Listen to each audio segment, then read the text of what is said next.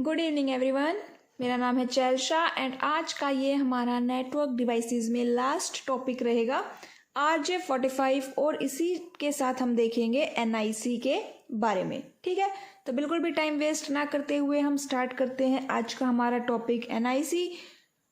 PDF के लिए आप डिस्क्रिप्शन बॉक्स में मेरा टेलीग्राम चैनल के लिंक को फॉलो कर सकते हैं। ठीक है, तो देखिए NIC का पूरा नाम नेटवर्क इंटरफेस कार्ड है।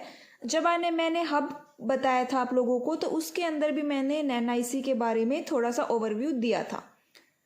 इसी को हम Ethernet card, physical card, network card और लैन कार्ड भी बोल देते हैं। NIC सबसे इम्पोर्टेंट कंपोनेंट है किसी नेटवर्क से, मतलब किसी डिवाइस को नेटवर्क से कनेक्ट करने के लिए। ठीक है, अगर किसी डिवाइस के पास NIC नहीं है तो वो नेटवर्क में कनेक्ट नहीं हो सकता, इसीलिए सबसे ज़्यादा ही इम्पोर्टेंट कंपोनेंट होता है। ठीक है, नेटवर्क को एस्टेब्लिश करने के लिए हमें NIC की रिक्वायरमेंट होती है। ये सर्किट बोर्ड में भी हो सकता है या फिर कोई कार्ड का भी हो सकता है, कार्ड जो कंप्यूटर के अंदर होता है।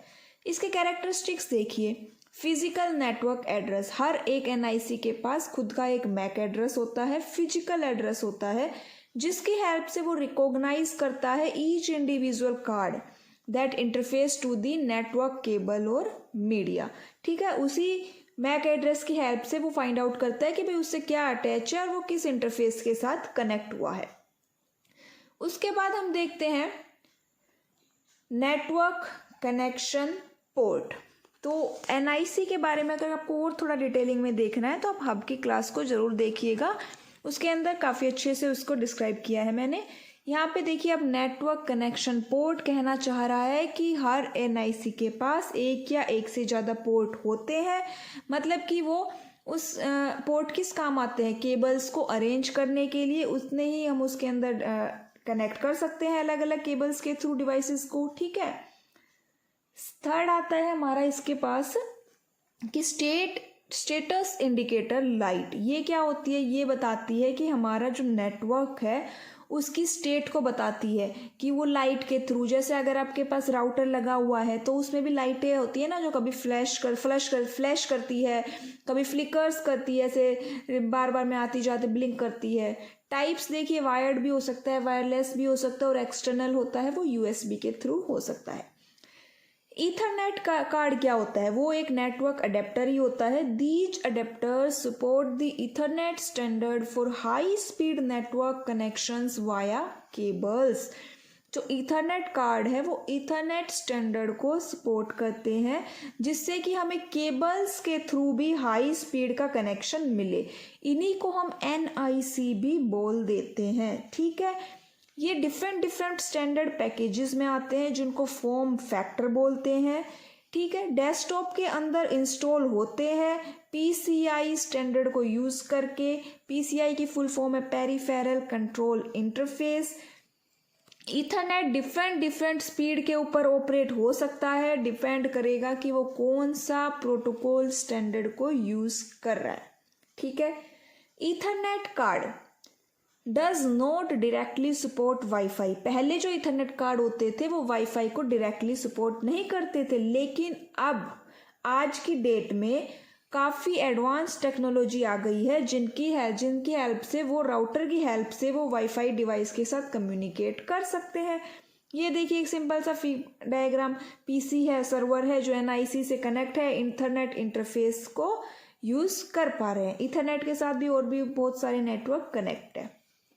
ठीक है, इतना आपको समझ में आ गया कि NIC क्या होता है और उसमें कौन कौन से कैरेक्टरिस्टिक्स होते हैं। तो उसके बाद हम देखते हैं आज का हमारा लास्ट टॉपिक RJ45। बहुत ही इम्पोर्टेंट टॉपिक है।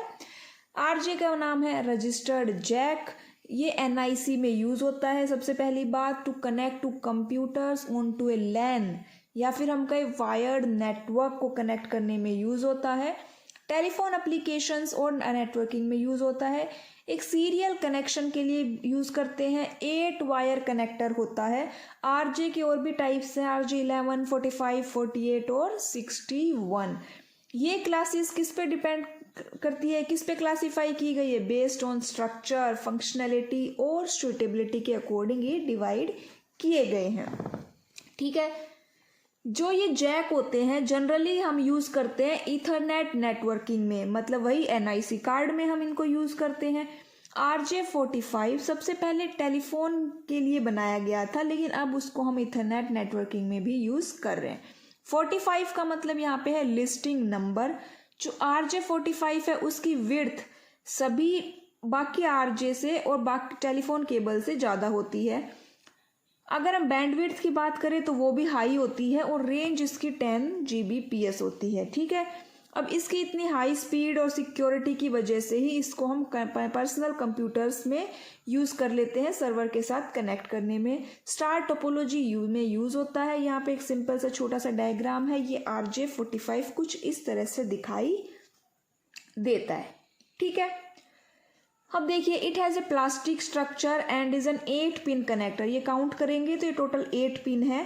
8PA8C कनेक्टर हम इसको बोलते हैं, मतलब कि 8 पोजीशन और 8 कॉन्टैक्ट्स। ये जो जैक है वो STP और UTP के साथ काम करता है, शील्डेड ट्विस्टेड पेयर और अनशील्डेड ट्विस्टेड पेयर। इन 8 वायर में अगर आप कभी देखोगे ये केबल तो 4 वायर एकदम सॉलिड कलर की होती है, 4 वायर में स्ट्रिप कलर होता है। एडवांटेज देखिए, ग्रेटर स्पीड है, चीपर है, ग्रेटर बैंडविड्थ है, रिलायबल है। डिसएडवांटेज क्या है, कॉम्पेटेबिलिटी इशू है, वेदर प्रूफ नहीं है, इसीलिए ड्यूरेबिलिटी का इशू है। तो ये था आज का हमारा टॉपिक RJ45। नेक्स्ट क्लास आपको मिलेगी प्रोटोकॉल्स के बारे में। Thank you.